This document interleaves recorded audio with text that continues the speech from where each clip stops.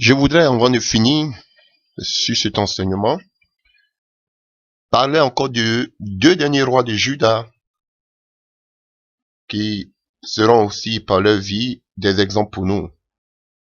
Donc nous allons aller un peu rapidement et que l'Esprit de Dieu nous aide. Et nous prenons notre Bible dans le livre de 2 Chroniques, à partir du 2 Chroniques chapitre 26, à partir du verset 1, ce sera un peu long, je vais lire. Je lis au nom puissant de notre Sauveur Jésus-Christ de Nazareth. Tout le peuple de Juda prit Osias, âgé de 16 ans, et l'établit roi à la place de son père Amazia. Osias rebâtit Élot et le fit rentrer sous la puissance de Juda après que le roi fut couché avec ses pères. Osias avait 16 ans lorsqu'il devient roi et y régnant 52 ans à Jérusalem. Sa mère s'appelait Jocolia de Jérusalem. Il fit ce qui est droit aux yeux de l'Éternel entièrement, comme avait fait Amazia son père. Il s'appliqua à rechercher Dieu pendant sa vie, pendant la vie de Zacharie, qui avait l'intelligence des visions de Dieu, et dans le temps où il rechercha l'Éternel, Dieu le fit prospérer. Il se mit en guerre contre les Philistins et il abattit les murs de Gad, les murs de Jamné et les murs d'Asdod, et construisit des villes dans le territoire d'Asdod et parmi les Philistins. Dieu l'aida contre les Philistins, contre les Arabes qui habitaient à Goubal et contre les Maonites. Les Ammonites faisaient des présents à Osias et sa renommée s'étendit jusqu'aux frontières de l'Égypte, car il devient très puissant. Osias bâtit des tours à Jérusalem, sur la porte de l'angle, sur la porte de la vallée, et sur l'angle, il les fortifia. Il bâtit des tours dans le désert et il creusa beaucoup de citernes parce qu'il avait de nombreux troupeaux dans les vallées et dans la plaine et des laboureurs et des vignerons dans les montagnes et au Carmel, car il aimait l'agriculture. Osias avait une armée de soldats qui allaient à la guerre par bande comptée d'après le dénombrement qu'en fit le secrétaire Jaël et le commissaire Maséa, et placés sur les ordres de Anania, l'un des chefs du roi. Le nombre total des chefs de moisson partenelle des vaillants guerriers était de 2600. Ils commandaient à une armée de 307 500 soldats capables de soutenir le roi contre l'ennemi. Osias leur procura pour toute l'armée des boucliers, des lances, des casques, des cuirasses, des arcs et des frontes. Et il fit faire à Jérusalem des machines inventées par un ingénieur et destinées à être placées sur les tours et sur les angles pour lancer les flèches et de grosses pierres. Sa renommée s'étendit au loin car il fut merveilleusement soutenu jusqu'à ce qu'il devienne puissant. Alléluia. La parole de Dieu nous parle de ce jeune roi Osias. Il est âgé de 16 ans lorsque Dieu l'établit comme roi sur Juda à la place de son père. Et on voit qu'il a régné pendant 52 ans. La Bible nous dit au verset 4 qu'il fit ce qui est droit aux yeux de l'Éternel entièrement comme avait fait son père, Amazia. Et durant tout son... comme la Bible dit, jusqu'à ce il devienne très puissant. Il a pris tout son temps entier de chercher la face de Dieu. Parce qu'il avait à côté de lui le prophète Zacharie, voilà, qui avait l'intelligence des visions de Dieu. Alléluia. Donc, on voit que il y avait des prophètes vraiment qui étaient auprès des rois. Nous allons le voir lorsqu'on va parler du prophétisme. Et voici des prophètes qui pouvaient donner les directives aux rois. Rien à voir avec nos prophètes aujourd'hui qui sont devenus tous des marchands. Alléluia. Donc, et auprès de ce prophète-là, il a pu prendre tout son temps à chercher la face de Dieu et à marcher dans la crainte de l'Éternel. Et la Bible nous dit que pendant tout le temps qu'il rechercha l'Éternel, Dieu le fit prospérer. Alléluia. Donc, Dieu le fit prospérer. Donc, on voit aussi qu'il a combattu Et Dieu a fait beaucoup, il a eu beaucoup de guerres et Dieu lui a donné la victoire sur tous ses ennemis tant qu'il craignait Dieu. Oui, on a vu que non seulement cela, Dieu a étendu sa renommée jusqu'à l'Égypte, aux frontières de l'Égypte, car Osias est devenu très puissant. Alléluia. On voit qu'il a commencé à bâtir des villes, on voit qu'il a commencé à réorganiser. Voilà, il a réorganisé tout son pays, il a réorganisé l'agriculture parce il aimait beaucoup l'agriculture. Voilà. Et quand on continue, on voit, voilà, tous ces hommes vaillants, ces guerriers, son armée. On voyait même qu'il y avait des ingénieurs, donc l'ingénierie ne commence pas d'aujourd'hui, ça date pas d'aujourd'hui, il y a longtemps. Voilà, des ingénieurs, voilà, qui lui créaient des armes, à lancer des flèches et de grosses pierres. Voilà. Donc c'était quelqu'un vraiment qui craignait Dieu, si qui Dieu avait déposé sa grâce et sa puissance. Mais quand ce grand homme qui respectait Dieu, qui avait la grâce de Dieu sur sa vie, nous voyons quelque chose à partir du verset 16. La Bible nous dit, mais lorsqu'il fut puissant, son cœur s'éleva pour le perdre. Il pécha contre l'Éternel son Dieu et il entra dans le temple de l'Éternel pour brûler des parfums sur l'autel des parfums. Alléluia. Et la Bible mentionne ici que lorsqu'il est devenu puissant, frère, c'est quelque chose qui fait peur. Pourquoi j'insiste sur ces messages? Pourquoi je fais ce message? C'est pour vous dire que ce n'est pas toujours au début que le diable t'attaque. C'est toujours à la fin. C'est là où, là, tu es arrivé à, qu'on appelle maintenant, à ton apogée. Tu es arrivé maintenant là, à un niveau. Voilà pourquoi vous voyez tous ces hommes de Dieu qui ont bien commencé. Tous ces serviteurs de Dieu. Je vous dis la vérité, ils sont pas nés impies. J'en ai connu plein qui étaient des modèles, qui étaient des hommes qui craignaient Dieu. Ne dites pas que non, ils n'ont jamais été des serviteurs de Dieu, ils ont toujours été des faux. Vous ne les connaissez pas, peut-être que beaucoup d'entre vous commencent maintenant leur vie chrétienne. Nous, on a connu ces personnes qui étaient des exemples pour nous. Et voilà pourquoi aujourd'hui c'est bien, on les dénigre. Mais pour nous qui les avons côtoyés, pour nous qui les avons connus dans le passé, ça nous fait plus mal. J'ai plus mal quand je vois aujourd'hui ces personnes qui étaient comme des exemples pour nous dans le passé. Aujourd'hui qui arrivent qui parlent aujourd'hui de œuvres occultes. Frère, j'ai mal au cœur. Parce que c'était des hommes qu'on a connus, qui craignaient Dieu, qui nous ont emmenés. Ils étaient les pionniers du réveil spirituel, quand on était là avec la jeunesse. Ce sont eux qui nous ont motivés. Frère, donc aujourd'hui, ils sont arrivés à un certain niveau. Vous voyez qu'on arrive à un certain niveau. Comme cet homme, la Bible nous dit que c'est lorsqu'il fut puissant que son cœur s'éleva. C'est pas toujours au début, alors qu'au début on nous disait que, à partir du verset 5, qu'il s'appliquait à rechercher Dieu pendant la vie de Zacharie. Donc au début, il recherchait Dieu. Mais au verset 16, on dit, mais lorsqu'il fut puissant, son cœur s'éleva pour le perdre. Frère, c'est un danger.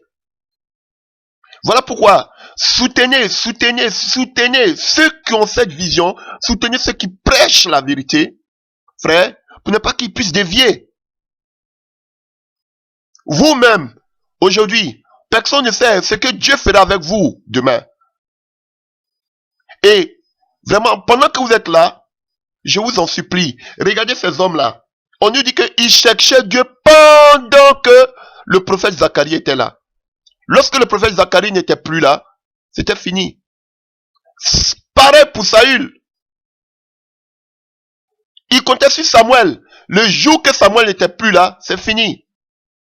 Il allait même consulter. C'est qui tu t'accroches? C'est qui? David au moins avait le prophète Nathan. Et lorsqu'il faisait des choses qui pactaient contre la parole de Dieu, il avait quelqu'un pour le redresser. Mais toi, qui te redresse à part le Saint-Esprit? Frère. Alléluia. C'est vrai que nous avons le Saint-Esprit, on va parler du Saint-Esprit. Il est comme une alarme. Mais souvent, quand le Saint-Esprit parle, nous n'avons pas l'oreille pour écouter. Parce que nous pensons que ce sont nos désirs qui nous parlent, ou notre connaissance. Continuons. Donc, de quelle sorte, vous voyez, la chute, elle est progressive. Ça ne vient pas tout d'un coup. Ça ne vient pas tout d'un coup. C'est comme le fer à repasser. Le fer électrique qu'on prend pour dresser nos habits, pour repasser nos habits. Vous voyez? Et lorsque le fer a repassé, nous voulons l'éteindre, on enlève et qu'on appelle le câble qui est relié au fer électrique.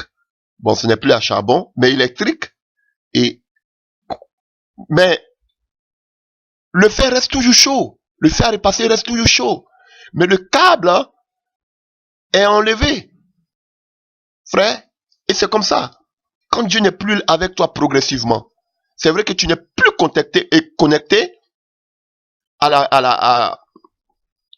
n'es plus connecté, tu n'es plus connecté à la prise, mais le fer à repasser reste toujours chaud.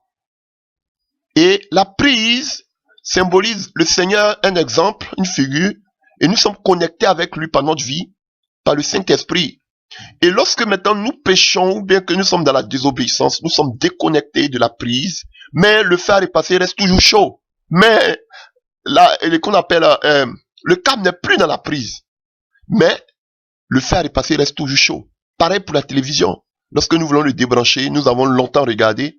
Quand on le débranche, il reste toujours chaud à un certain moment, bon, pour les vieilles télévisions. Mais la télévision est éteinte. Comme le fer est passé, il est éteint. Mais il demeure toujours chaud, c'est comme ça. Et beaucoup pensent que ils sont dans une période où ils sont déconnectés avec Dieu, mais ils voient toujours qu'ils sont chauds. Pour eux, ils se disent que Dieu est encore là. Alors que tu es déjà déconnecté à la prise. Mais tu restes toujours chaud.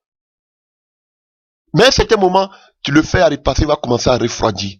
Donc la chute, elle est progressive. Et à un certain moment, tu vois que tu es encore chaud. Tu te dis que Dieu est encore là. Alors que Dieu s'est en allé il y a longtemps. Mais petit à petit, tu vas à la pète. Tu dois te dégringoler. Alléluia.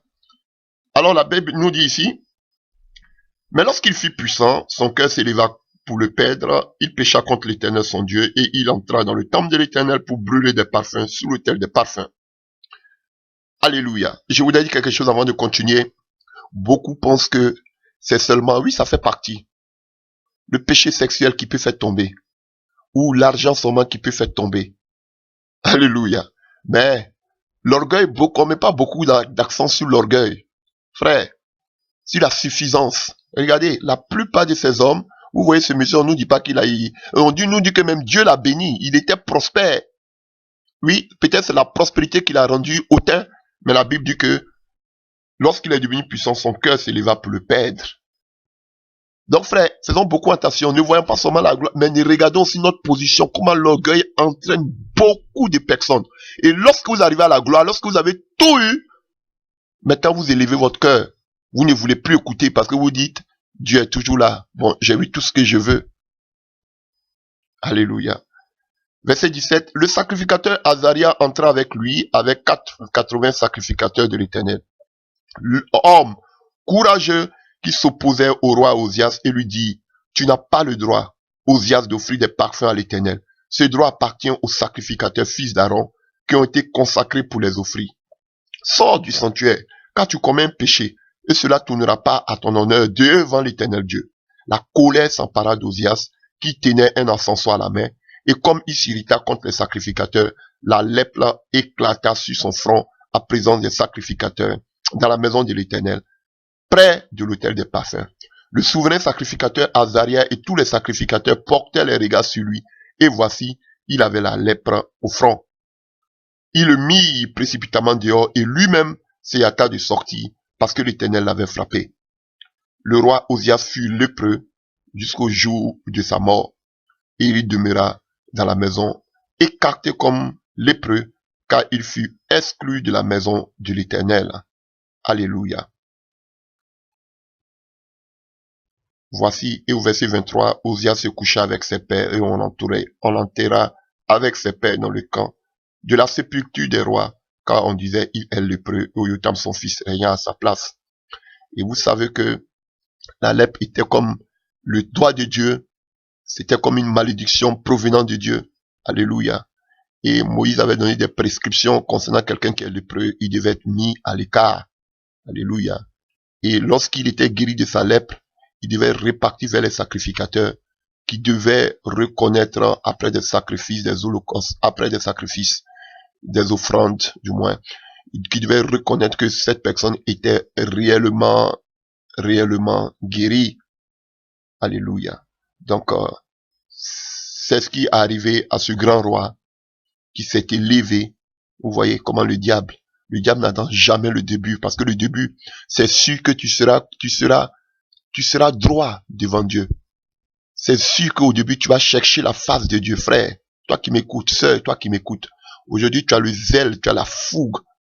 Frère, le diable va toujours tenter, mais tu seras toujours victorieux. Mais attention, comment de tels hommes, là, lorsqu'ils sont arrivés à un certain moment, regardez, c'était pareil pour nous. On était arrivé à un certain niveau, on se croyait orgueilleux. On avait la connaissance, on avait l'onction. À un certain moment, frère, je vous dis la vérité. Et c'est cet enseignement que je vais vous donner. Dieu prépare une armée puissante de jeunes serviteurs pour la fin des temps. Frère, je vous en supplie, apprenez à compter sur Dieu. Apprenez à remettre votre sort. Apprenez à chercher la face de Dieu. Frère, dans l'humilité. Je vous dis, vous n'êtes pas mieux qu'aujourd'hui toutes ces personnes. Ne croyez pas que toutes ces personnes qu'on a été de dénigrer à longueur de journée, c'était des gens qui ont mal commencé. Je vous dis non. Ils ont tous bien commencé. Mais c'est là, lorsqu'ils sont arrivés à la maturité spirituelle, c'est là qu'ils ont commencé à faillir. Et que ce soit un exemple pour la jeune génération. Alléluia. Donc, on voit comment il est mort de façon tragique de la lèpre. On voit que, quand je lis ça souvent, je dis, mais vous voyez, il voulait aller lui-même offrir, comme Saül voulait le faire, lui-même offrir des parfums à l'Éternel, alors qu'on sait que c'était les sacrificateurs seulement qui devaient le faire. Alléluia. Il voulait laisser sa mission pour aller faire d'autres choses. Alléluia. Vous voyez comment son cœur s'était éloigné. Et vous savez, qu'on appelle une conséquence de lorsque nous nous élevons contre Dieu. Satan, c'est pas seulement que nous nous élevons, mais il nous pousse à pécher contre Dieu. C'est ce qu'il a fait pour Salomon. Il a élevé le cœur de Salomon. Salomon a commencé à adorer. Et maintenant, il dit, bon, ça ne suffit pas, Salomon. Maintenant, il faut aller mettre un haut lieu même à Jérusalem. Pour encore toucher le cœur de Dieu. Pour que tu sois en abomination devant Dieu. Parce que si tu pêches dans ton coin, toi seul, ça ne suffit pas. Faut te rendre au Dieu publiquement. C'est comme ça que Satan fait. Voilà pourquoi tous ceux que vous avez vu qui ont chuté, ils n'ont plus peur, ils n'ont plus honte de dire publiquement devant tout le monde ce qu'ils font. C'est le but du diable. Et tous ceux qui avaient cru en eux, aujourd'hui se découragent. Parce que le diable aussi veut gagner une grande masse. Et il utilise ces gens qui étaient qu'on appelle des exemples pour plusieurs personnes. Et une fois que vous êtes touchés, comme Jésus pouvait le dire, lorsque qu'on appelle le berger est touché, les brebis sont dispersées. Et ainsi, Satan a atteint son objectif. Donc, ne vous moquez, ne soyez pas tous les premiers à vous moquer de ceux qui sont devant. Ils ont besoin de prière. Ah, mais comme un tel homme de Dieu, avec toute l'onction, avec tout ce qu'il faisait, comme il est tombé. Eh, Seigneur, oui. Et pour vous dire, Satan ne cherche tout le monde, mais il cherche plus ceux qui sont devant. C'est pourquoi faites beaucoup attention, parce que vous aussi, demain, vous serez appelés devant. Alléluia. Donc, que Dieu vraiment nous aide. Vraiment, quand on voit la vie de telles personnes, notre cœur est édifié par leur vie et en même temps triste. Mais aussi triste, pas seulement à cause d'eux, mais à cause de nous qui sommes encore vivants. Et nous devons nous inspirer de tout cela, afin que cela nous serve d'exemple et d'enseignement. Alléluia. Dans la même lancée, nous allons terminer par un dernier roi. Alléluia. La Bible nous parle du roi Ézéchias. Ézéchias était le fils du roi Akaz, dans le livre de 2 Chroniques 28. Et on voit que Akaz, fils Séki, était mauvais aux yeux de l'Éternel.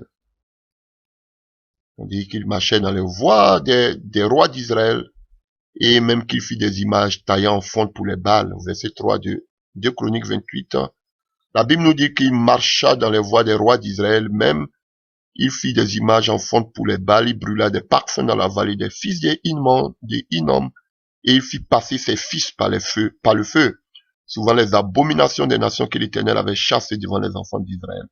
Il offrait les sacrifices et des parfums sur les hauts lieux, sur les collines et tout arbre. Et on voit que Dieu le livre entre les mains du roi de Syrie. Alléluia. Ça, c'est le père de Ézéchias. On voit que c'était un roi qui faisait passer ses fils par le feu, ses enfants par le feu. Et Dieu fit grâce à Ézéchias, qui fut épargné de ses sacrifices odieux. Alléluia. Parce que Ézéchias était le roi d'Akaz, le fils d'Achaz. Mais comment ça se fait qu'il est épargné si ce n'est pas la grâce de Dieu? Alléluia. Et au chapitre de 2 Chroniques 29, au chapitre 29 de 2 Chroniques, la Bible nous dit que Ézéchias devient roi à l'âge de 25 ans et il régna 29 ans à Jérusalem. Sa mère s'appela Abiah, fille de Zacharie. Il fit ce qui est droit aux yeux de l'Éternel entièrement comme avait fait David son père. Donc, vous allez voir que c'est une histoire bien triste, intéressante, mais bien triste. On nous parle de cet homme-là qui a vraiment très bien commencé, qui a fait vraiment tout ce que le Seigneur voulait qu'il fasse. Et nous allons un peu égrener ce qu'il a fait de bon jusqu'à ce qu'il puisse s'écrouler. Alors, nous lisons toujours dans le livre de 2 Chroniques 29, à partir du verset 3. La parole nous dit que la première année de son règne, au premier mois, il ouvrit les portes de la maison de l'Éternel et les répara. Vous voyez, donc la première des choses que Ézéchias, d'abord le nom Ézéchias signifie puissance de l'Éternel. Donc la première des choses que Ézéchias a fait quand il est arrivé au trône, c'est déjà de réparer la maison de l'Éternel. Alléluia. Et on savait que son père Akaz ne s'occupait pas de ce genre de choses, puisqu'il prenait tout son temps à adorer sur les hauts lieux. Donc la première des choses que a fait Ézéchias, c'était un homme de la réforme. Il est venu, c'était de rétablir d'abord le temple, la maison de l'Éternel qui était mise en ruine. Alléluia. Et on voit qu'il a rétabli, il fut venu les sacrificateurs, les lévites et les assemblages dans la place orientale. Et lui-même, il a motivé, on voit au verset 4 qu'il motivait, comme on appelle les sacrificateurs, il motivait les lévites à pouvoir reprendre les places et qu'on appelle dans le temple. Et il dit au verset 6 que il reconnaît que leurs pères avant eux ont péché aux yeux de l'Éternel et ils ont fermé la porte des portiques, ils ont éteint les lampes et ils n'ont pas offert à Dieu, au Dieu d'Israël, des parfums ni le corps dans ses sanctuaires. Ben lui, et il dit même qu'à cause du péché de leur père, tous leurs filles sont tombées par l'épée, leurs enfants sont amenés en captivité. Donc lui, il a l'intention de faire une nouvelle alliance avec l'Éternel, le Dieu d'Israël. Alléluia. Donc, il a motivé tous les Lévites, il a motivé les sacrificateurs, il a motivé tous ceux qui travaillaient pour le compte de Dieu. Et on dit que les Lévites se sont levés et ils ont commencé à travailler. Alléluia. Et les sacrificateurs ont commencé à entrer dans la maison de l'Éternel. Ils ont commencé à purifier toute la maison de l'Éternel sous l'ordre du roi Ézéchias. Ils ont commencé à faire sortir toutes les impurités qui se trouvaient dans le temple de l'Éternel. Alléluia. Et les Lévites ont fait un travail merveilleux. Ils ont commencé la purification et le jour qu'ils étaient prêts, à partir du verset 18, il se rendit ensuite chez le roi Ézéchias et dit: nous avons purifié toute la maison de l'Éternel, l'autel des holocaustes et tous les ustensiles et la table des pains de proposition et tous ces ustensiles. Nous avons remis en état et purifié tous les ustensiles que le roi Achaz avait profanés pendant son règne. Lors de cette transgression, ils sont devant l'autel de l'Éternel. Alléluia. Et on dit que le roi Ézéchias se leva de bon matin. Alléluia. Il a fait de grosses offrandes. Il offrit 7 taureaux, 7 béliers, 7 agneaux et 7 boucs en sacrifice d'expiation pour le peuple. Le roi ordonna aux sacrificateurs fils d'Aaron de les offrir sur les autels. Donc, à partir du verset 23, on voit qu'on les amena ensuite des boucs au propriatoire devant le roi et devant l'assemblée qui posait les mains là-dessus. Et pour qu'on puisse bannir le péché, bannir l'abomination du milieu du peuple de Dieu. Alléluia. Et au verset 25, il fit placer les Lévites dans la maison de l'Éternel avec des cymbales, des huttes et des harpes selon l'ordre de David, de Gad, le voyant, du roi, et de Nathan le prophète, car c'était un ordre de l'Éternel transmis par ses prophètes. Alléluia. Donc nous voyons que les sacrificateurs étaient en petit nombre. On voit que, à le verset 22, le nombre des holocaustes offerts par l'assemblée fut de 70 bœufs, 100 béliers et 200 agneaux. Toutes les victimes furent immolées en holocauste à l'éternel. Et on les consacra encore 600 bœufs et 3000 brebis. Mais on nous dit que même les sacrificateurs n'étaient pas beaucoup. Alors ils avaient besoin de l'aide de leurs frères lévites pour les aider à pouvoir faire ces holocaustes, parce que beaucoup d'entre eux n'étaient pas sanctifiés depuis longtemps, parce que le roi qui était avant Ézéchias le père était un roi abominable. Alléluia. Et nous voyons au chapitre 30 que le roi Ézéchias a mobilisé tout le peuple. Il a invité, il a envoyé des coureurs pour aller partout dans tout Israël pour motiver les personnes pour célébrer la Pâque de l'Éternel. Et on voit que les personnes, beaucoup d'entre eux se moquaient qui disaient, ah, ce n'est pas possible. Que veut faire ce roi-là? Alléluia. Mais c'était un roi ambitieux, un roi rempli de la puissance de Dieu qui voulait tout rebâtir. Alléluia. Et on vit qu'un peuple nombreux se renoue à Jérusalem pour la fête des pains sans levain au second mois. Alléluia. Et il fit disparaître tous les autels sur lesquels on sacrifiait dans Jérusalem, dans tous les lieux. Il a mis toutes choses, il a tout détruit. Et les faux lieux, et ils immolaient ensuite la Pâque. Alléluia. Et on voyait que même il y avait deux personnes qui n'étaient pas prêtes, et il invoqua l'Éternel, les Lévites qui n'étaient pas encore sanctifiés, mais ils avaient besoin des Lévites pour faire l'holocauste qu'on appelle les offrandes, les expiations. Alors il pria même pour ces Lévites-là, pour la purification. Il disait à l'Éternel, vraiment Seigneur, ne regarde pas l'impureté, mais cette fois-ci aie pitié d'eux. Et la Bible dit que Dieu exauça Ézéchias, et ils ont fêté la fête des pains sans levain. Et la Bible nous dit que dans le livre de 2 Chroniques 30 à partir du verset 26, qu'il y eut à Jérusalem de grandes réjouissances, et depuis le temps de Salomon, fils de David, roi d'Israël, rien de semblable n'avait eu lieu dans Jérusalem. Alléluia. Oh, que c'est puissant.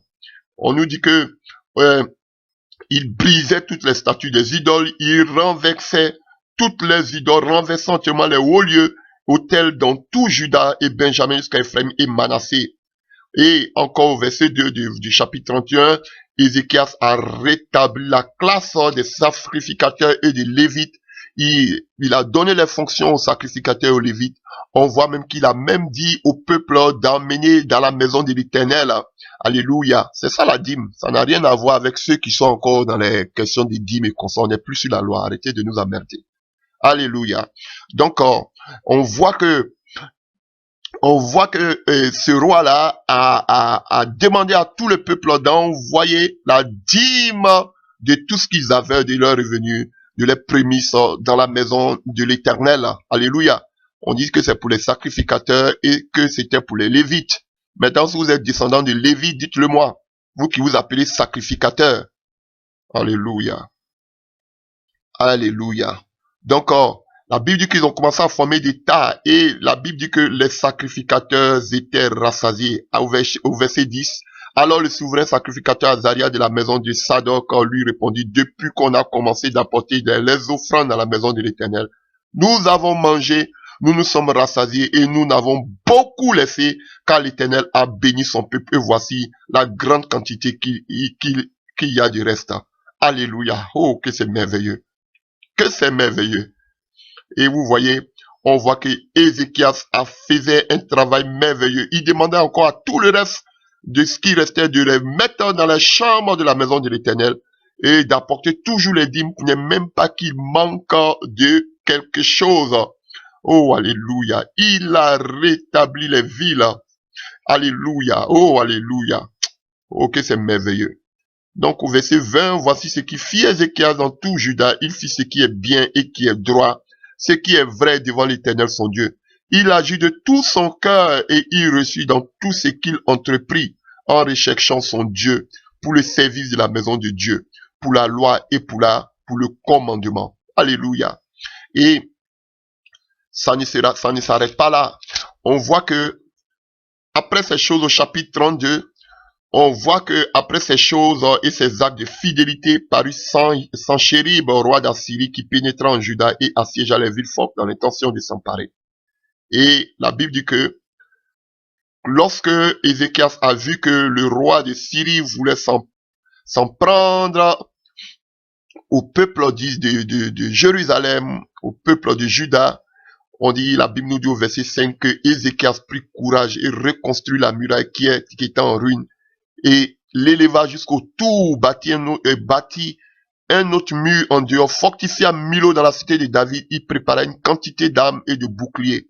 Il donna des chefs militaires au peuple, il les remit auprès de lui sur la place de la porte de la ville, s'adressant à leur cœur et dit, fortifiez-vous et ayez du courage, ne craignez point et ne soyez point effrayés devant le roi d'Assyrie et devant toute la multitude qui est avec lui, car avec nous il y a plus que avec lui. Alléluia. Ceux qui sont avec nous sont plus nombreux que ceux qui sont avec eux.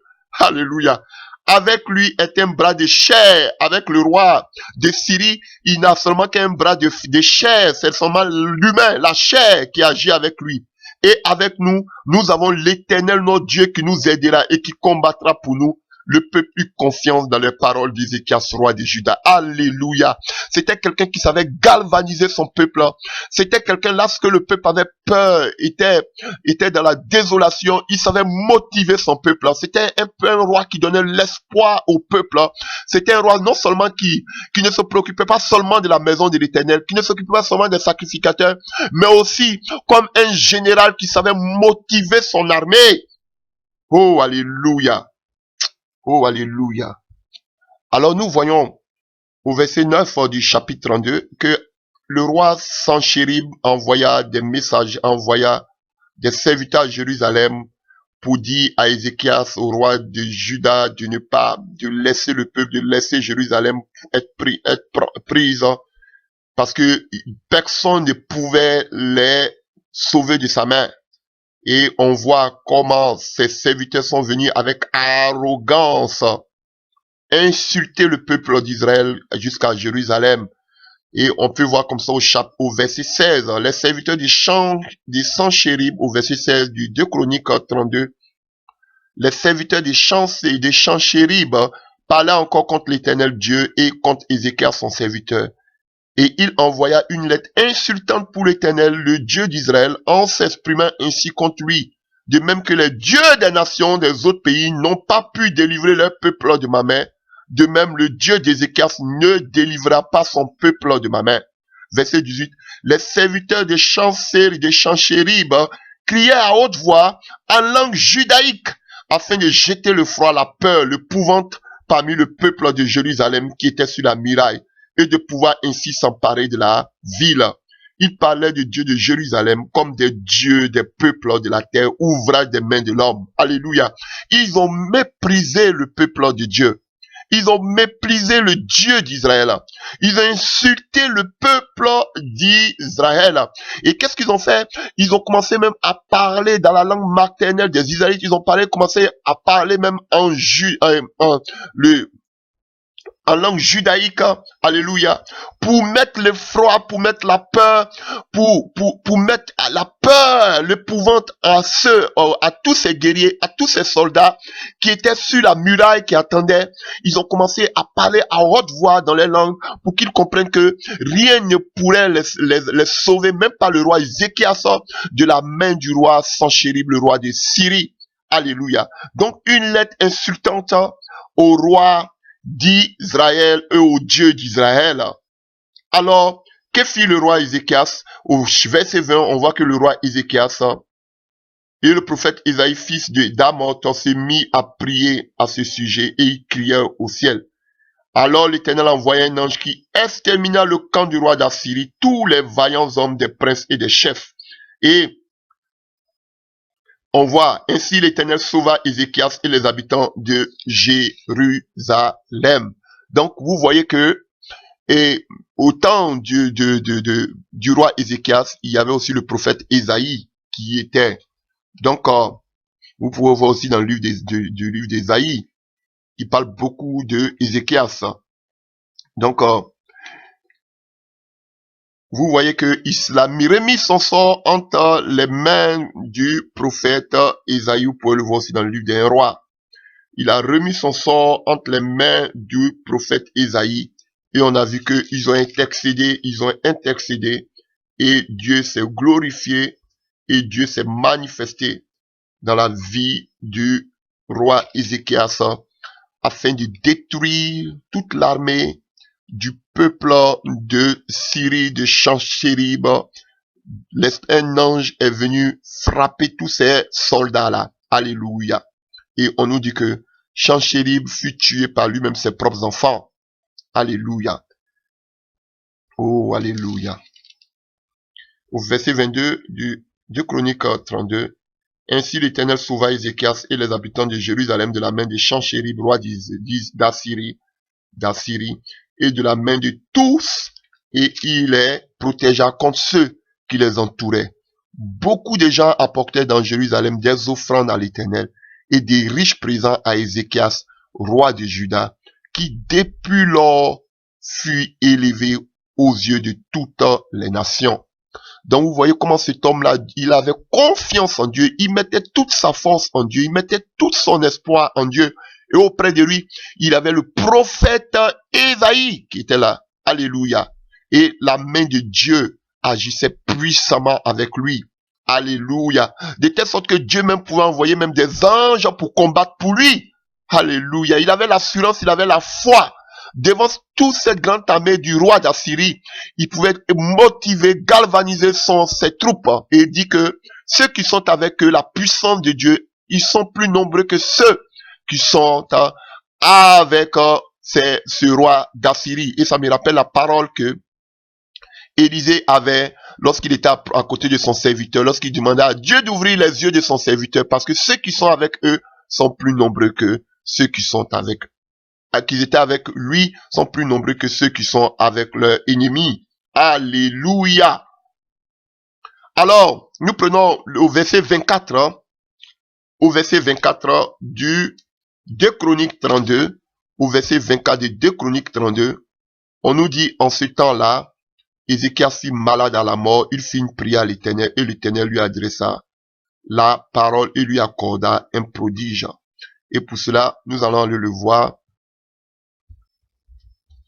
Nous allons prendre le livre de 2 rois, du moins 2 rois dans 20, 2 rois 20, à partir du verset 1, pour parler plus en détail de ce qui arriva à Ézéchias. 2 rois 20, à partir du verset 1. En ce temps-là, Ézéchias fut malade à la mort. Le prophète Isaïe, fils d'Amoth, vint auprès de lui et lui dit, ainsi parle l'Éternel, donne tes ordres à ta maison, car tu vas mourir et tu ne vivras plus. Ézéchias tourna son visage contre le mur et fit cette prière à l'Éternel. Ô Éternel, souviens-toi que j'ai marché devant ta face avec fidélité et intégrité du cœur et que j'ai fait ce qui est bien à tes yeux. Et Ézéchias répandit d'abondantes larmes. Alléluia. Comme avait fait David, lorsque le prophète vient lui dire ce qu'il avait fait avec Bathsheba. Ce que Nathan vient lui dire cela, la Bible dit que la première chose, la première attitude de David, c'était de s'humilier, de prier, de gêner pour demander pardon à l'Éternel.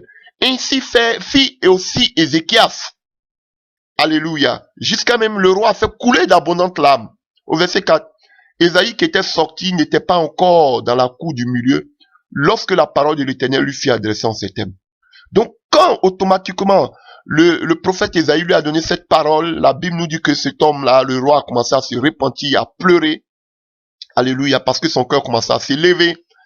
La Bible dit que Ésaïe, le prophète, n'était même pas encore arrivé au milieu de la cour royale lorsque Dieu lui dit, au verset 5, « Retourne et dis à Ézéchias, chef de mon peuple, ainsi parle l'Éternel, le Dieu de David, ton père. J'ai entendu ta prière, j'ai vu tes larmes. Voici, je te guérirai. Le 3e jour, tu monteras à la maison de l'Éternel. J'ajouterai à tes jours 15 années. Je te délivrerai, toi et cette ville, de la main du roi d'Assyrie. Je protégerai cette ville à cause de moi et à cause de David, mon serviteur. » Alléluia. Vous voyez, nous allons parler de quelque chose à la fin. Vous voyez, chaque fois que Dieu parle, il fait toujours référence à David. Chaque fois qu'il parle, il fait toujours référence à David. Mais je vais vous illustrer quelque chose à la fin. Ésaïe dit, prenez une masse de figues, on l'a pris et on l'appliqua sur l'ulcère et Ézéchias guérit. Ézéchias avait dit à Ésaïe, à quel signe connaîtrai-je que l'Éternel me guérira et que je monterai le 3e jour à la maison de l'Éternel? Et Ésaïe dit, voici de la part de l'Éternel le signe auquel tu connaîtras que l'Éternel accomplira la parole qu'il a prononcée. L'ombre avancera-t-elle de 10 degrés ou reculera-t-elle de 10 degrés? Ézéchias répondit, c'est peu de choses que l'homme avance de 10 degrés, mais plutôt qu'elle recule de 10 degrés.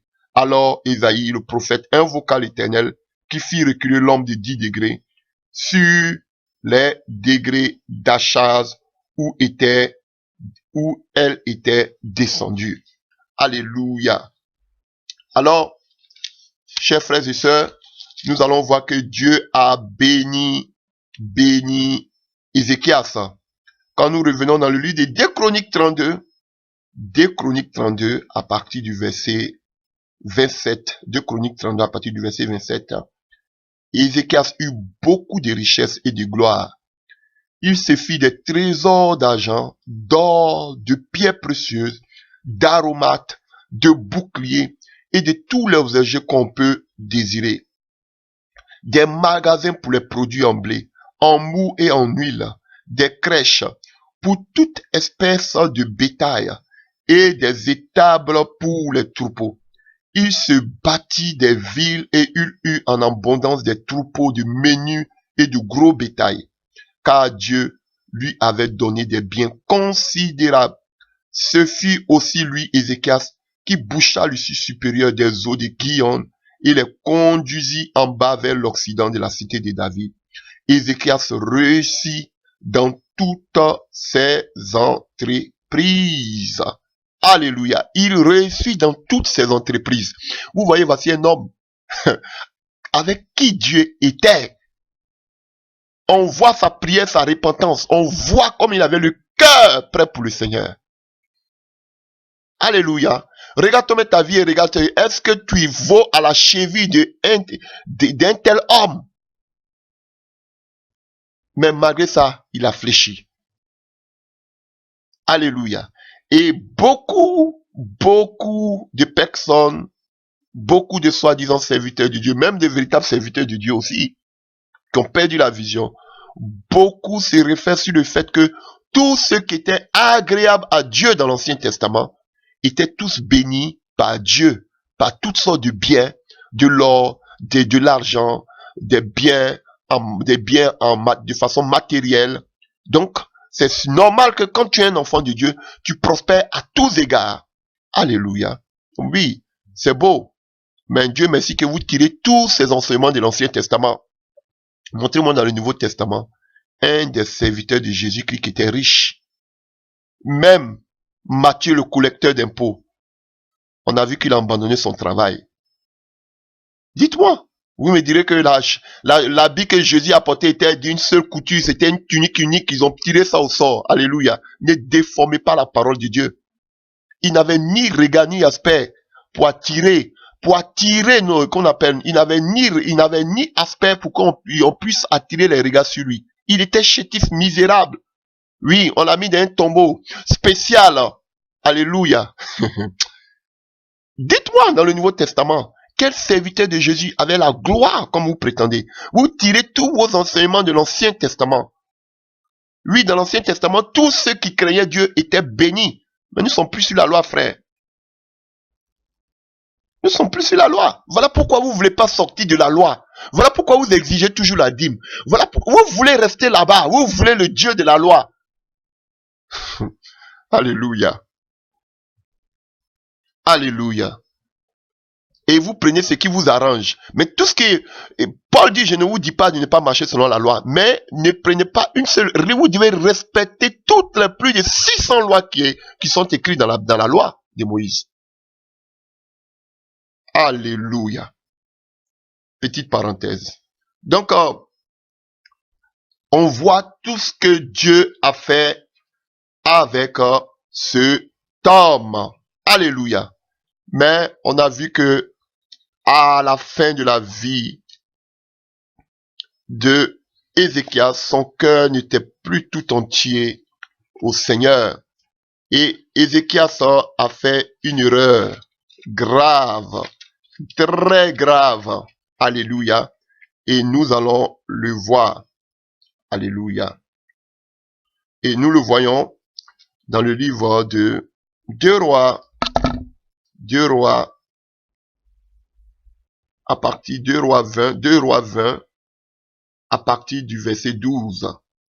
2 Rois 20, à partir du verset 12. En ce même temps, Bérodak Baladan, fils de Baladan, roi de Babylone, envoya une lettre et un présent à Ézéchias, car il avait appris la maladie d'Ézéchias. Alléluia. Ézéchias donna audience aux envoyés et il leur montra le lieu où étaient ces choses de prix, l'argent, de l'or, les aromates, de l'huile précieuse, son arsenal et tout ce qui s'y trouvait dans ces trésors. Il n'y eut rien qu'Ézéchias ne leur fit voir dans la maison et dans tous ses domaines. Alléluia. Et nous pouvons voir cette même chose dans le livre de 2 Chroniques, à partir du verset 2 Chroniques, chapitre 32, à partir du verset 31. 2 Chroniques, chapitre 32, à partir du verset 31. Cependant, lorsque les chefs de Babylone envoyaient des messagers auprès de lui pour s'informer du prodige qui avait eu lieu dans le pays, Dieu l'abandonna pour l'éprouver afin de connaître tout ce qui était dans son cœur. Alléluia. Donc, Dieu a laissé, parce que Dieu était avec lui. Dieu s'est retiré pour voir, à part la grâce de Dieu, à part l'onction de Dieu, à part le Saint-Esprit, qu'est-ce que tu vaux dans les mains du Seigneur? Est-ce que ton cœur, à quoi ton cœur est attaché? Et c'est ce que Dieu fit avec Ézéchias. Et la Bible dit que les gens de Babylone, nous le voyons aussi dans le livre de Ésaïe, parce qu'on voit que Ésaïe était là aussi. Ésaïe était le prophète. On peut le voir dans le livre de Ésaïe, chapitre 39, à partir du verset 1. En ce temps-là, Mérodak Baladan, fils de Baladan, roi de Babylone, envoie une lettre et un présent à Ézéchias, parce qu'il avait appris la maladie et son rétablissement. Ézéchias en eut de la joie et il montra aux envoyés le lieu où étaient les choses de prix, l'argent et l'or, les aromates et l'huile précieuse, tout son arsenal et tout ce qui se trouvait dans ses trésors. Il n'eut rien qu'Ézéchias ne fit voir dans sa maison et dans tous les domaines. Alléluia! On nous dit qu'il était malade et le roi de Babylone envoya des émissaires vers lui pour avoir des nouvelles de sa maladie et de sa guérison. Ézéchias devait s'arrêter à là. Il n'a pas eu la sagesse, il n'a pas eu la connaissance. Et qu'est-ce qu'il a fait? La Bible dit même le prophète Ésaïe s'est tué. Dieu voulait voir la sincérité de son cœur. La Bible dit que cet homme, qu'est-ce qu'il a fait? Il a, en plus de ce que il a reçu ces personnes en audience, il les a reçues, il s'est élevé, il a montré tout son arsenal de guerre à ses ennemis. Il a montré tous ses trésors à ses ennemis. Il a montré tout ce qu'il possédait à ses ennemis. Quelle ruse de la part de ces personnes. Alléluia. Qu'est-ce qu'ils font? Ils amènent une lettre pour s'enquérir de sa maladie, de son rétablissement avec des émissaires. Alléluia. Et en bas, il profite pour espionner. D'où sortait la gloire, la puissance d'Ézéchias. Alléluia. Vous voyez, là, on tient un bel enseignement. Et ils sont nombreux dans ce monde. Ces jours dans lesquels nous sommes. Rien de nouveau sur la terre. Vous voyez? Des personnes qui vont vous montrer qu'ils sont avec vous. Des personnes qui vont vous montrer que ils se préoccupent de vos soucis et de vos problèmes. Un petit problème, ils sont là. Ils veulent avoir votre confiance. Ils viennent alors qu'ils ont un deuxième projet en bas. C'est de voir tirer le maximum d'informations de vous. Alléluia. Voici ça qu'était. C'était son ennemi. Ils sont venus pas comme ça pour explorer, mais ils ont profité de la maladie et de sa guérison pour arriver à leur fin. Alléluia. Et c'est une erreur, frère. Vous devez avoir le discernement. Tous ceux qui viennent vers vous ne sont pas vos ennemis. Ils peuvent venir comme des agneaux auprès de vous, mais ce sont des boucs. Ce sont des loups ravisseurs. Ils viennent en peau d'agneau, mais ce sont des loups. Ils vont vous montrer qu'ils vous aiment. Ils vont vous montrer qu'ils sont prêts pour vous. Ils vont vous montrer qu'ils se préoccupent pour vous. Ils vont vous montrer qu'ils s'inquiètent pour vous. Alors qu'ils ont ils ont un but à atteindre. C'est de voir comment ils peuvent vous détruire. C'est de voir vos faiblesses, frères. Alléluia. Attention à vos amitiés. Attention à vos amitiés. Tous ceux qui vous préoccupent se préoccupent, c'est pas parce qu'ils vous aiment. Ils sont venus se préoccuper parce qu'ils étaient malades.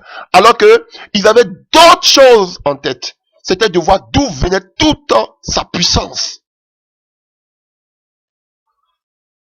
Alléluia. Voilà pourquoi ils sont toujours les premiers à vous demander, mais comment tu fais? Comment ça se passe avec toi? Mais comment ceci, c'est cela? Notre amitié n'a qu'à se, je vous dis, c'est l'évangile qui nous lie. Frère, quand tu commences à entrer dans ma vie privée, je dis, toi, tu es un homme dangereux. Même tu vas attendre 10 ans, tu prends ton temps doucement, et doucement, tout doucement, frère, jetez à l'œil. Ils sont dangereux. Alléluia. Alléluia. Alors, la Bible dit que Dieu envoya Ésaïe au verset 3 de Ésaïe 39. Ésaïe 39, à partir du verset 3. Ésaïe le prophète vient ensuite auprès du roi Ézéchias et lui dit, qu'ont dit ces gens-là et d'où sont-ils venus vers toi? Ézéchias répondit, ils sont venus vers moi d'un pays éloigné de Babylone. Ésaïe dit encore, qu'ont-ils vu dans ta maison? Ézéchias répondit, ils ont tout vu, tout ce qui est dans ma maison. Et il n'y a rien dans mes trésors que je ne les ai fait voir. Alléluia. Il voulait se montrer. Il voulait montrer tout ce que Dieu lui avait donné. Il voulait taper sa poitrine. Alléluia. Pour dire, regardez tout ce que j'ai. L'orgueil était entré. Un grand homme de Dieu. Un grand serviteur de Dieu. Entre parenthèses. Alléluia. L'orgueil était entré. Son cœur n'était plus tout entier à l'Éternel. On ne parle pas d'impudicité ni d'adultère. Alléluia. Ni de richesse. La Bible nous dit que son cœur n'était plus totalement à Dieu. Il montra tout ce que c'était mauvais. Dieu n'allait pas envoyer un prophète vers lui pour dire, mais qu'est-ce que tu as fait? D'autres vont dire, mais il a seulement montré. Mais ils sont venus voir les faiblesses et la force de ce monsieur. Frère, la meilleure manière d'avoir ton ennemi, c'est de s'approcher de toi. Oui, je vous dis. Et voilà pourquoi. Si tu es chrétien de façon spirituelle, l'ennemi va tout tenter. Les œuvres occultes, la sorcellerie, ils vont tout tenter. Mais si tu vis comme la parole de Dieu veut, la gloire de Dieu, la puissance de Dieu va toujours te délivrer. La main de Dieu va toujours te délivrer. Alors, faut qu'ils cherchent quelque chose par lequel ils pourront te détruire. C'est de quoi? C'est de mieux, c'est de s'approcher de toi. Pour voir quelles sont tes faiblesses. Pour voir quelle est ta force. Afin de mieux frapper. Voilà pourquoi vous allez voir dans tous ces lieux de prière. C'est rempli des œuvres que des gens qui font la sorcellerie. Et le sorcier, le pasteur attaqué à longueur de journée. Il est fléché spirituellement. Là, je vous dis la vérité. La meilleure manière d'avoir quelqu'un, c'est de s'approcher de lui. Et c'est comme ça que beaucoup agissent. Ils vont te montrer que ce sont des agneaux. Oh, on peut venir chez toi. Nous sommes des frères et des sœurs en Christ. Est-ce que, frère, méfie-toi de ces personnes. Ils sont dangereux. Frère, l'amour ne veut pas dire ouvre tes portes pour que tout le monde vienne se coucher sur ton lit. C'est quelle nouvelle manière d'amour cela? Nous sommes tous frères et sœurs en Christ. Ne sois pas hypocrite, ne sois pas orgueilleux. Donc toute ta vie, tes secrets intimes, tout le monde doit savoir.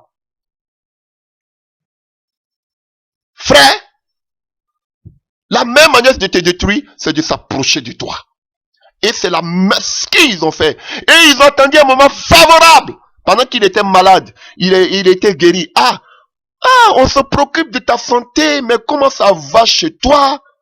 Mais tes problèmes, est-ce que ça va? Et si toi tu n'as pas le discernement et la sagesse, tu vas commencer à ouvrir la bouche, commencer à tout raconter, pensant que cette personne t'aime. Alors que dès que tu tournes le dos, il te pique le couteau dans le dos. Il n'a rien vu encore. Il n'a rien vu. Et il devient comme les disciples de Jésus, qui veulent que le feu descende. Pourquoi on dit que, vous voyez, c'est Dieu qui le frappe. Parce qu'il est mauvais. Alléluia. Ou bien parce qu'il a péché. Comme les frères, les amis de Job. Faites beaucoup attention, frères et sœurs. Et si il s'était bien comporté, Dieu n'allait pas envoyer le prophète Isaïe. Alors, regardez la réaction du prophète Isaïe. Toujours dans le livre d'Ésaïe 39, à partir du verset 6, à partir du verset 5. Ésaïe 39, à partir du verset 5. Alors Ésaïe dit à Ézéchias, écoute la parole de l'Éternel des armées. Voici, les temps viendront où l'on emportera à Babylone tout ce qui est dans ta maison. Et ce que tes pères ont amassé jusqu'à ce jour, il n'en restera rien, dit l'Éternel. Et l'on prendra de tes fils qui seront sortis de toi, que tu auras engendré pour en faire des eunuques dans le palais du roi de Babylone. Frère, c'est pas parce que c'est vrai que Ésaïe était un prophète. C'est vrai qu'Ésaïe voyait déjà ce qui allait arriver selon la parole de l'Éternel.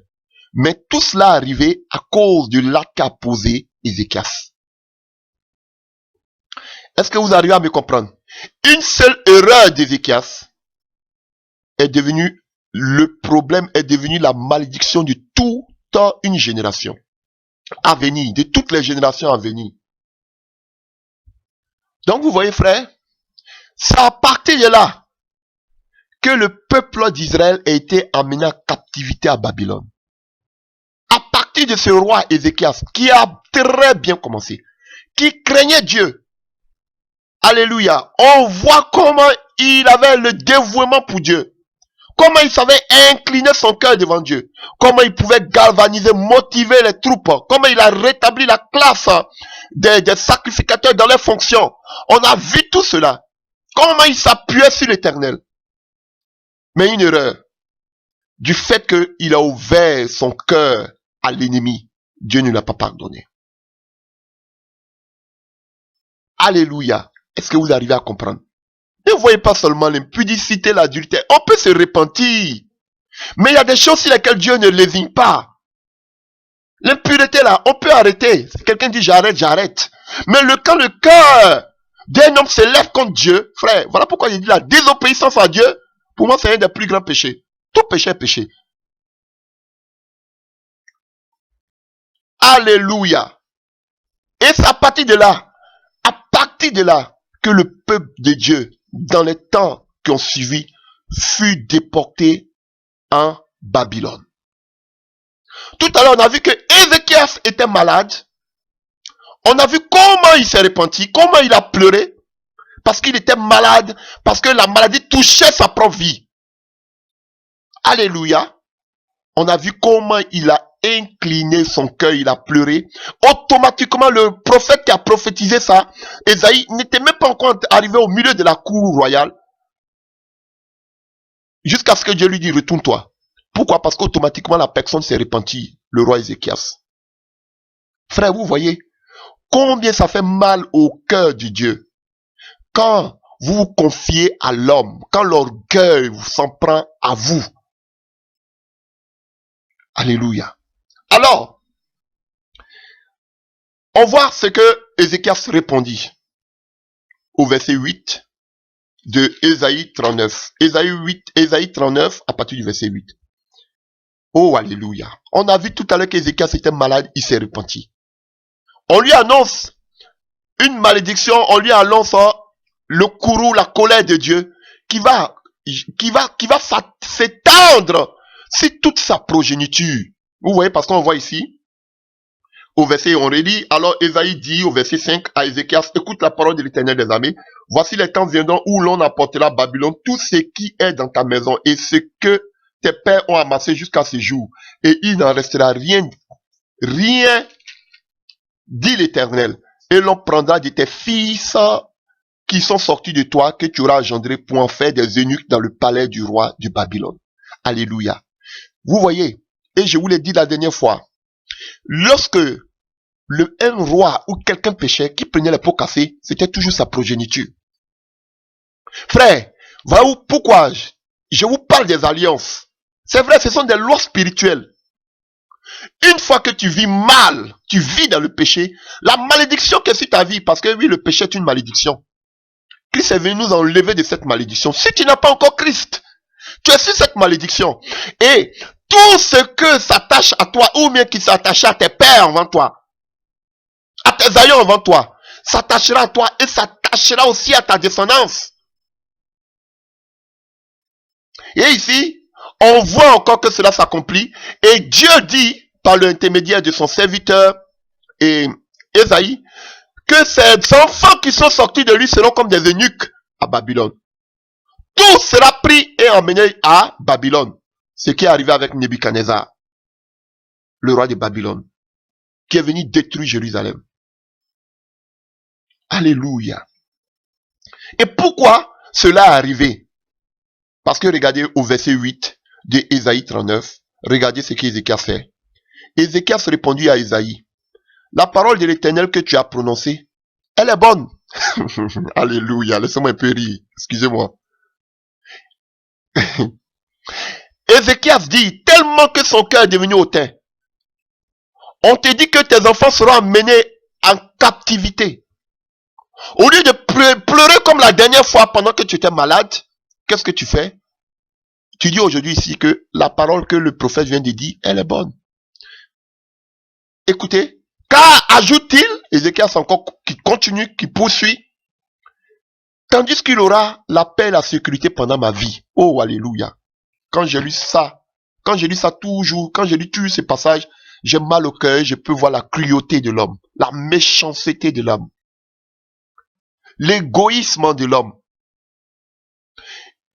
Et je comprends pourquoi, je comprends quand j'ai lu cela, je comprends pourquoi il a pleuré quand la maladie s'est attachée à son corps.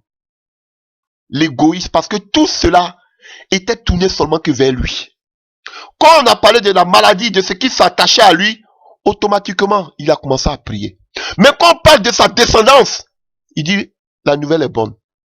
Pourquoi il n'a pas eu la même attitude pour se repentir, pour humilier son âme, comme il a fait la première fois, lorsque le même prophète lui a annoncé qu'il allait mourir? Pourquoi il ne l'a pas fait? Et il dit ici que la nouvelle que tu m'as donnée, mes enfants vont être amenés en captivité, c'est une bonne nouvelle. Seulement, je suis heureux parce que cela ne va pas se passer pendant que je suis vivant. Alléluia. Je vous dis seulement, je bénis le Seigneur parce que durant ma vie, j'aurai la paix et je serai en sécurité. Donc ce que tu as dit là, c'est bon. Moi, je suis déjà mort. Donc si ça arrive à ma progéniture, Il n'y a pas de problème. Un père inconscient, une mère inconsciente. Parce que vous pensez que ce que vous êtes tenté de faire, les hommes occultes auxquels vous êtes tenté de toucher, vous vous amusez. Vous pensez que ça va rester seulement qu'en vous. La preuve qu'un sorcier doit mourir, il doit toujours donner son pouvoir à quelqu'un. Ça ne finit pas. Dans une famille, quand la sorcellerie rentre dans une famille, frère, s'il n'y a pas vraiment la repentance, s'il n'y a pas Christ au milieu, la sorcellerie va aller de l'avant, d'âge en âge. C'est comme ça. C'est une loi spirituelle, frère. Et vous voyez, seulement il veut avoir la paix durant sa vie. Tout ce qui va arriver sur ses enfants, ça lui est égal. Alléluia. Frère, un bon père, une bonne mère qui aime ses enfants, sa progéniture, tu dois payer le prix maintenant pour tes enfants, pour ta progéniture. Un roi, un président doit payer le prix, alléluia, pour son peuple. Alléluia. Combien de personnes ont fait des compromis avec l'ennemi? Qui ont sacrifié les peuples, qui ont sacrifié les enfants, qui ont sacrifié tous ceux devant Dieu, devant qui Dieu les avait mis. Ils ont commencé à toucher les œuvres occultes. Ils ont fait qu'on appelle, comment je peux dire cela? Ils ont fait des compromis avec l'ennemi pour avoir l'assurance. Comme Ézéchias. Mais la parole de Dieu nous dit, Ézéchias a répondu, c'est une bonne nouvelle. Seulement que cela n'arrive pas pendant sa vie. Alléluia. Et on voit qu'à partir de là, dans la suite des temps, le peuple d'Israël fut porté en déportation à Babylone pendant 70 ans. Et il fut l'intervention du prophète Daniel à la 70e année, Daniel 9, pour que l'intervention de Dieu se manifeste. Alléluia. Vous voyez, une seule petite négligence de quelqu'un a fait payer le prix à tout un peuple. Frère, vous voyez, ce sont des petites choses qu'ils négligeaient. Vous voyez, ce sont des gens qui ont bien commencé. Oh, alléluia. Des gens qui aimaient Dieu. Mais regardez les faits. Et je vous ai dit tantôt que le diable, il ne s'arrête pas seulement à ta désobéissance, mais il frappe sur une grande masse. Et son cœur était élevé contre Dieu. Et en Dieu de ça, maintenant, qu'est-ce que Satan fait? Satan dit, montre-lui, il faut les montrer. Mais Satan sait que Dieu est juste. Satan savait déjà ce qui allait arriver, la rébellion. Et qui a payé le prix? Tout le peuple d'Israël était déporté à Babylone en esclavage. Et Satan s'il lavait les mains. Alléluia. Tu penses qu'aujourd'hui c'est caché, c'est un truc que je vais m'en sortir, c'est facile, je sais comment je vais faire. Frère, mais tu n'es pas plus intelligente que Dieu. Ah, je vous dis la vérité. Parce que ce que tu as tenté de t'amuser avec aura des répercussions négatives si à grande échelle. Destruction totale de ta famille. Alléluia. Et vous voyez, son cœur. Et voilà, Dieu connaît tellement l'homme. On a vu que Dieu l'avait laissé un peu pour voir si son cœur était réellement à lui. Et Dieu n'a pas eu tort. Alléluia. On a vu que quand Dieu l'a laissé un peu, on a vu que tout était tourné vers lui. L'orgueil. Regarde tout ce que j'ai. Et il a tout montré à ses ennemis. Et ce sont ces mêmes ennemis qui sont venus attaquer Israël par la suite. Et qui ont amené tous les enfants d'Israël en déportation, de Juda en déportation. Même les enfants du roi, tous déportés tous pris, amenés en déportation. Alléluia. Frère, ce que je dis, je ne suis pas pessimiste. Alléluia. Je ne veux pas seulement doiter le mal. Je ne veux pas être quelqu'un qu'on appelle un oiseau de malheur, amener toujours des mauvaises nouvelles, mais je prêche là-dessus, par la grâce de Dieu, pour que cela nous serve d'enseignement, d'exemple, pour que nous sachions que si de telles personnes, à un moment de leur vie, ont baissé les bras, frère, ça peut arriver à tout et chacun de nous. La raison pour laquelle, frère, nous devons apprendre à compter sur le Seigneur. Frère, si tu commences bien commencer, jusqu'à ce que tu termines bien, frère, c'est la grâce de Dieu. C'est la grâce de Dieu. Et pour finir, chers frères et sœurs, vous voyez que chaque fois que Dieu parle, il fait toujours référence à David. Et il appelait toujours David l'homme selon mon cœur. L'homme selon mon cœur. L'homme selon mon cœur. Mais vous verrez même que l'homme selon le cœur de Dieu, un tant soit peu, fut aussi tourmenté par le diable. Alléluia. On a vu comment l'ennemi le poussa par la séduction, par la convoitise vers Bathsheba, la mère de Salomon. Mais l'homme selon le cœur de Dieu fut incité, son cœur aussi fut incité par le diable. Alléluia. Oui, vous pouvez le voir dans le livre de 1 Chronique 21 à partir du verset 1. 1 Chronique 21 à partir du verset 1. La Bible nous dit que Satan excita David. Il excitait le cœur de David. Ah bon? Comme l'homme selon le cœur de Dieu, Satan peut venir encore toucher son cœur. Comment est-ce possible? Frère, je vous dis toujours que Satan frappe sur la partie la plus forte.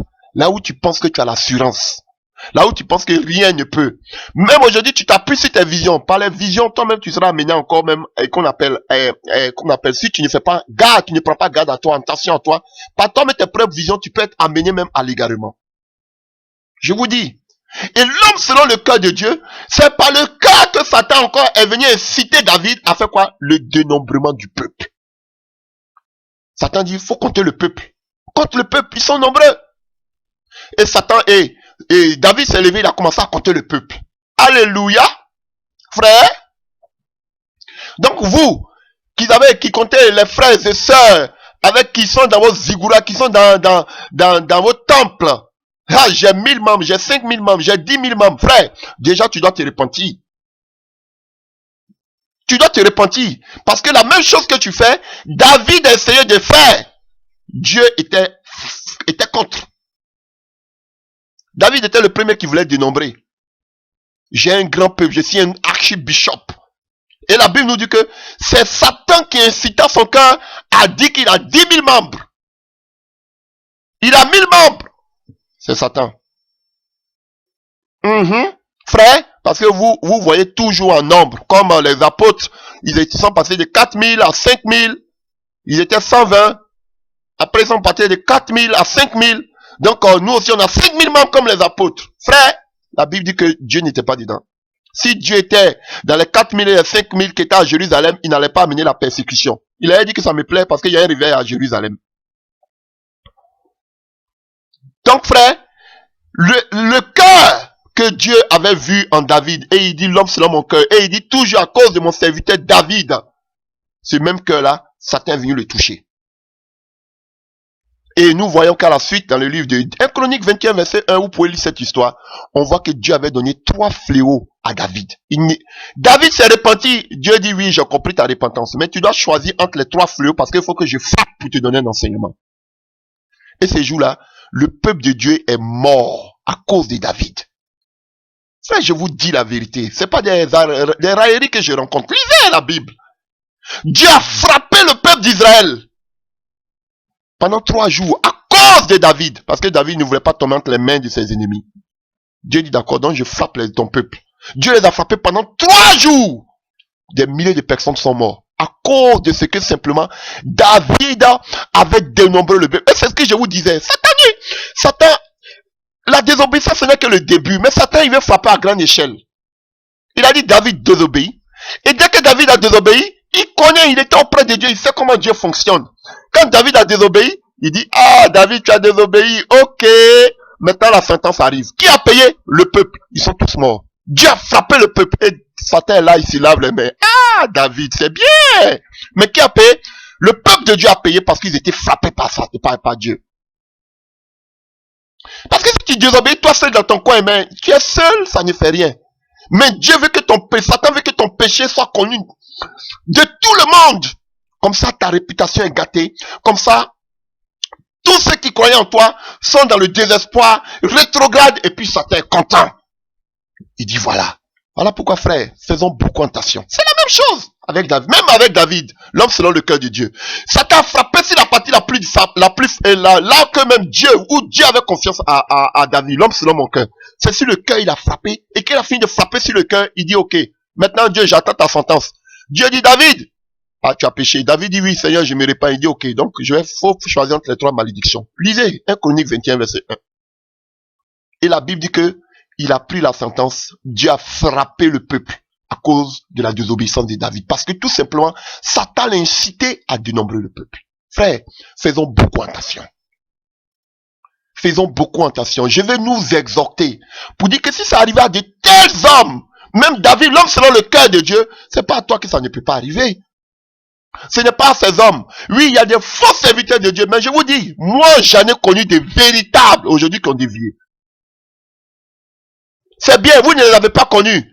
Peut-être que vous venez à peine d'être chrétien. Ok, je vais pas vous minimiser. Mais frère, je vous dis que nous on a vu la gloire de Dieu à ces personnes par la parole qu'ils enseignaient. Aujourd'hui, ça me fait mal quand je vois ces personnes qui s'asseyent et qui donnent d'autres enseignements. Priez pour ces personnes. Dénoncer c'est bon, mais prions aussi pour eux. Alléluia. Parce que c'est que l'est arrivé. Toi aussi, ça peut t'arriver demain. Je prie que la grâce de Dieu soit avec toi. Voilà pourquoi, frère, si vous sommes malins, fuyons la gloire. Parce que ce sont les mêmes là qui t'ont dit de te dire, vive Jésus, le roi d'Israël. Celui qui vient au nom qu'on appelle le fils de David. Ce sont les mêmes qu'on dit crucifiez-le. Frère, faisons attention. Voilà pourquoi chacun doit penser à sa vie. Et avant de finir, je voudrais que nous lisions le livre de 1 Corinthiens 10. 1 Corinthiens 10. Alléluia. À partir du verset 6. 1 Corinthiens 10 à partir du verset 6. Paul nous dit, « Or, ces choses sont arrivées pour nous servir d'exemple, afin que nous n'ayons pas de mauvais désirs comme ils ont eu. » Vous voyez, ça nous sert d'exemple afin que nous n'ayons pas de mauvais désirs comme tout ce qui est arrivé depuis le désert, depuis ces hommes aujourd'hui que nous sommes en train d'étudier. Frère, que cela nous serve d'exemple pour ne pas que, comme il a dit, nous ayons des mauvais désirs comme eux. Frère, c'est ça. Parce que nous vivons les derniers temps, Satan a peu de temps et il est dans tout son courroux. Et comme nous lisons, verset 10, ne murmurez point comme murmuraient quelques-uns d'eux qui périt par l'exterminateur. Verset 11. Ces choses leur sont arrivées pour servir d'exemple et elles ont été écrites pour notre instruction. Frère, à nous qui sommes parvenus à la fin des siècles, nous vivons la fin des siècles, nous vivons la fin des temps. Ce que ça nous serve d'instruction, d'enseignement, frère, tout ce qu'on a été d'étudier, pour dire si de telles personnes ont failli, c'est pas toi qui es à l'abri. C'est pourquoi tu dois avoir confiance en l'Éternel. Tu dois remettre toujours ton cœur. Ne regarde pas seulement qu'au don spirituel, ou bien à la grâce que Dieu a mis sur toi, ou bien oui, j'ai la vision des temps, on a la parole des temps, ou bien qu'on appelle Dieu me bénit. Ne regarde pas à ça. Frère, est-ce que tu es agréable? Comme on a vu, si Dieu s'éloigne un peu de toi, est-ce que ton cœur est tout entier à Dieu? Alléluia. Et il continue au verset 12 de 1 Corinthiens 10 pour nous dire, ainsi donc, que celui qui croit être debout prenne garde de tomber. C'est Paul qui nous donne ce conseil. Toi qui dis qu'aujourd'hui, oui, tu vis dans la sanctification, tu as la parole, oui, aujourd'hui, oui, nous sommes dans la vérité. Il te dit, oui, c'est beau, c'est bien, bravo, on t'acclame. Aujourd'hui, tu es debout, mais fais attention de ne pas tomber demain. Fais attention de ne pas tomber demain. Parce que même si Satan te fait tomber aujourd'hui, frère, ce n'est pas parce qu'il veut que seulement ce soit à ton niveau, mais il veut que ce soit connu de tout le monde, et non seulement il te tue spirituellement, il met la culpabilité en toi, tu ne peux plus te lever, et en plus, par toi, tous ceux qui ont cru en toi, aujourd'hui, retournent dans le monde. Ça, c'est le plan du diable. Il n'a pas changé son plan. Parce que si ça s'arrête seulement qu'à toi, qu'est-ce qu'il a gagné? Une seule personne? Non, tu peux te repentir. Mais il veut que par toi, beaucoup de personnes soient perdues. On dit, ah, mais un tel homme de Dieu, mais c'est pas possible, il n'est pas un exemple. Et tout le monde est découragé. Oui, frère, je te dis la vérité. Alors, au verset 13, aucune tentation ne vous est souvenue qui n'a été humaine. Et Dieu qui est fidèle ne permettra pas que vous serez tentés au-delà de vos forces. Mais avec la tentation, il prépare aussi le moyen d'en sortir afin que vous puissiez la supporter. Frère, c'est par ce passage d'encouragement, je voudrais finir cet enseignement. Aucune tentation qui nous est souvenue jusqu'à aujourd'hui n'a été humaine. Et que nous savons que notre Dieu qui est fidèle ne permettra pas que nous soyons tentés au-delà de nos forces. Mais avec la tentation, même s'il y a la tentation, il prépare toujours un moyen d'en sortir. À moins que nous nous repentons, frère. À moins que nous inclinons nos cœurs. Ne faisons pas comme Ézéchias qui a dit la chose est bonne. Frère, mais que nous sachions nous humilier, que nous sachions répandre nos cœurs, que nous sachions Dieu celui qui délaisse ses transgressions, celui qui dit ce qu'il fait, Dieu est juste bon pour le pardonner. Frère, ne soyons pas dans l'orgueil. Pour ne pas pour dire que non, Dieu est toujours avec nous. Frère, si tu reconnais que quelque part tu as chuté, tu reconnais quelque part que tu t'es enorgueilli, tu reconnais quelque part que quelque chose ne va pas. Frère, répands-toi, change de chemin et avance. Que Dieu vous fortifie. J'espère que ces enseignements, parlant de Saül, parlant de Salomon, parlant de Samson, parlant d'Ézéchias, parlant de Osias, tous ces hommes de Dieu, il y en a plein dans la Bible. Et vous pouvez voir ces gens, leur histoire. Frères qui ont tous commencé, ils avaient un problème avec la parole. Frères, c'est pourquoi toutes choses passeront, mais la parole de Dieu ne passera jamais. Accrochons-nous à la parole. La grâce de Dieu nous est accordée pour que le nom de Dieu soit glorifié au travers de nous, afin qu'il glorifie son saint nom par nous. Frères, mais ne faites pas de cette grâce, ne faites pas des talents que Dieu vous donne pour penser que Dieu est entièrement avec vous, frères. Que chacun de vous pense à sa vie, que chacun cherche à humilier son cœur afin que vous ne soyez pas vomis après avoir tout accompli pour la grâce de notre Dieu. Que Dieu vous bénisse et que sa grâce toute puissante vous aide vraiment à chercher sa face comme Moïse et que vous soyez fortifiés dans le nom puissant de Jésus-Christ de Nazareth. Amen.